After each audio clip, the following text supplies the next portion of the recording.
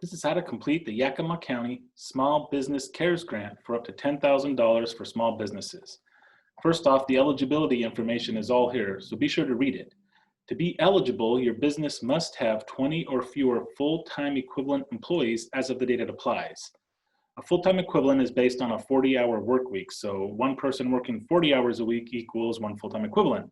If you have two part-time people that each work 20 hours a week, that also equals 40 hours worked in a week. Even though it's between two people, that's one full-time equivalent person. So that's important to point out on the eligibility requirements.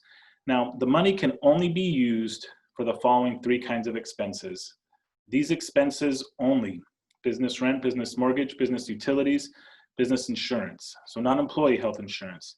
Now, you'll have to have copies of the invoices or receipts for these expenses that you have incurred since March 27th.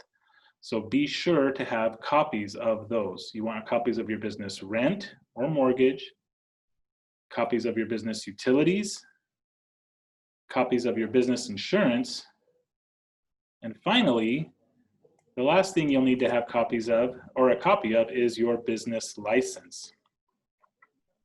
Make sure that you have all of those. Now, the application itself is very simple. You fill out some very generic information about your business, upload a copy of your business license there, and then answer some generic questions about the impact of COVID-19 on your business. This is where you enter in the number of full-time equivalent employees you had before COVID-19 and the number that you have post-COVID-19. And it automatically says how many employees have been lost or laid off. Answer some additional questions about the impact, revenue lost, if you receive money from other programs. And then you move on to enter in the amount of money that you need to request for reimbursable expenses. Now, the total of all of these three categories, rent or mortgage, utilities, and insurance, cannot exceed $10,000. In the example here, you'll see that we only have $4,250 total.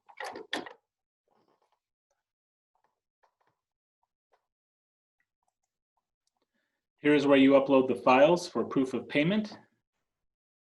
This is where you upload those documents. It's very simple. Simply click Choose File, hit Open.